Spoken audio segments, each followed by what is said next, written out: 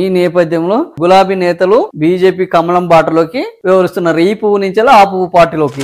ఏ పువ్వు పార్టీ అయితే ఉన్నది మొత్తానికి చేసేది రాజకీయమే. స్థానిక సంస్థల ఎన్నికలకు సన్నాహాలు జరుగుతున్న వేళ ప్రతిపక్ష బీఆర్ఎస్ కు సో ఇది ఓవరాల్ గా స్థానిక సంస్థలకి చేస్తున్న స్కెచ్. ఎందుకంటే ఎప్పుడైనా ఎన్నికల ముందు ఈ పార్టీ ఫిరాయింపులు జరిగితే ఆ పార్టీ కార్యకర్తల మనోస్థైర్యాన్ని చాలా దెబ్బతీస్తుంది. అరే నాయకుడు లేని దళంగా మారుతుంది అది. సో ఇప్పుడు ఈ రోజు ఈయన నాగర్ కర్నూలు కు పార్టీ అధ్యక్షుడిగా ఉన్నారు, 2 సార్లు ఎమ్మెల్యేగా విప్ గా పనిచేసినారు. ఈసారి గెలిస్తే మంత్రి అయ్యే అవకాశం ఉన్నాయి, ఊహాగానాలు వచ్చినాయి. ఒక ఫిరోషియస్ అగ్రెసివ్ లీడరు, దళిత నాయకుడు, పిహెచ్డి చేసిన నాయకుడు. సో చాలా అవి ఉన్నాయి. అయితే గత ఎన్నికల్లో వాళ్ళు అనుకున్న అంచనాలన్నీ మారిపోయినాయి, ఓడిపోయిన నేపథ్యంలో ఇప్పుడు సంస్థాగత ఎన్నికలు రాబోతున్నాయి. ఈ సంస్థాగత ఎన్నికల్లో ప్రస్తుతానికి కాంగ్రెస్ కంటే బీఆర్ఎస్ కి ఎడ్జ్ ఉన్నదన్న వార్తలు వస్తున్నాయి. మరి బీఆర్ఎస్ ను నిలవరించాలి అని అంటే ఏం జరగాలి?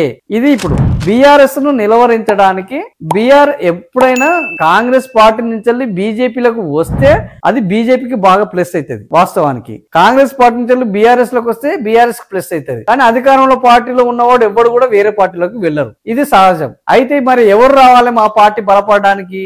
బలంగా ఉన్న ఇంకో పార్టీ నుంచి రావాలి. ఇప్పుడు బలంగా ఉన్న పార్టీ ఏంది తెలంగాణలో?